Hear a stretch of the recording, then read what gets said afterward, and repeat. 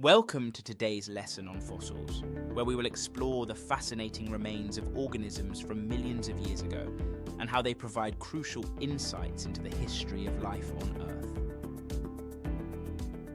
In today's lesson, we will begin by understanding that fossils are the remains of organisms from millions of years ago, which are found in rocks.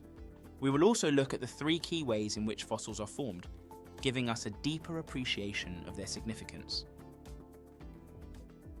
So far, you have had lessons about natural selection and antibiotic resistance as evidence of evolution. These topics have laid the groundwork by showing how organisms adapt and change over time, providing evidence for the process of evolution. Understanding fossils offers a direct glimpse into the past. It helps us piece together the evolutionary history of life and provides concrete evidence for how organisms have changed over millions of years. This concept will deepen your understanding of evolution and the diversity of life on Earth. Let's get started. To begin this lesson, let's clarify what fossils are. Fossils are the preserved remains or traces of organisms that lived millions of years ago. Found in layers of rock, fossils offer valuable evidence about the history of life on Earth and how various organisms have evolved over time.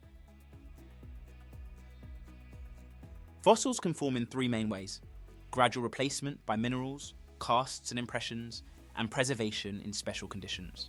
Each method provides unique insights into ancient life. Let's look at gradual replacement by minerals.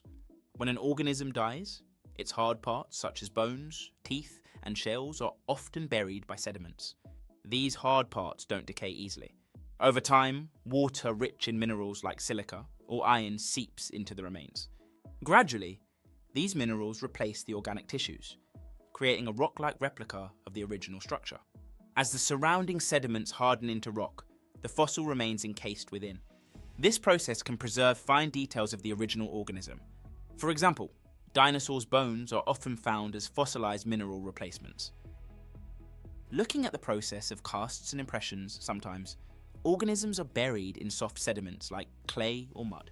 If the organism decays completely after being buried, it leaves behind an empty space in the shape of its body. This is called a cast. In some cases, footprints, burrows, or other activity of an organism can leave imprints in the soft material, which later hardens as rock.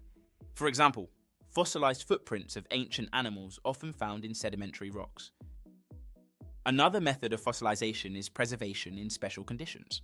In conditions where there is little to no oxygen, like amber, fossilized tree sap, tar pits, glaciers, and peat bogs, decay-causing microbes cannot survive.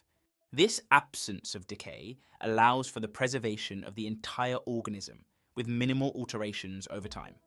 Cold temperatures in glaciers and high acidity in peat bogs can also prevent decay, preserving organisms in their original form. Examples include insects preserved in amber, mammoths found in ice, and ancient human remains in peat bogs. Despite the wealth of information fossils provide, the fossil record is incomplete. Several factors contribute to these gaps. Early life forms were often soft-bodied and decayed quickly, leaving few traces behind. Tectonic plate movements, volcanic eruptions, and other geological processes can destroy existing fossils. Not all conditions enable fossilization, and many organisms never become fossils. These gaps make it challenging for scientists to piece together a complete history of life's evolution on Earth.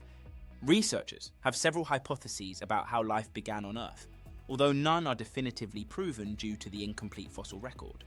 The primordial soup theory suggests that life began in a soup of organic molecules, possibly in Earth's early oceans. The underwater origin theory proposes that life started near hydrothermal vents on the ocean floor.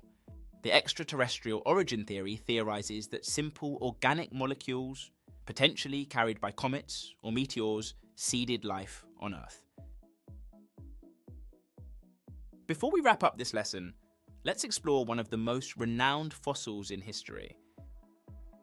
My name is Charles Darwin. In 1859, I proposed the theory of evolution by natural selection, supported by various forms of evidence, including fossil records.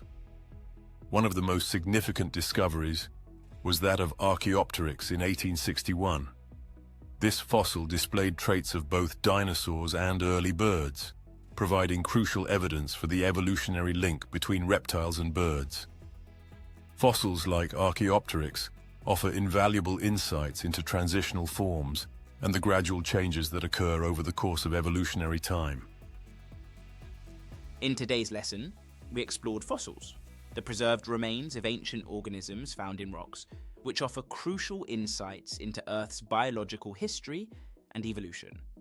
We covered the three main fossil formation methods: replacement by minerals, where minerals replace organic material; casts and molds, where organisms leave impressions that fill with sediments; and trace preservation, where footprints, burrows, or feces are preserved in sedimentary rocks. Nonetheless, fossils cannot provide a complete picture due to gaps in the fossil record. Various theories such as primordial soup, underwater origin, and extraterrestrial origin have been posited to explain life on Earth. Fossils are significant in evolutionary biology, helping reconstruct ancient environments and providing evidence for evolutionary theory. Understanding fossil formation and their role in evolution deepens your appreciation of Earth's complex biological history. This knowledge is essential as we continue studying inheritance, variation, and evolution.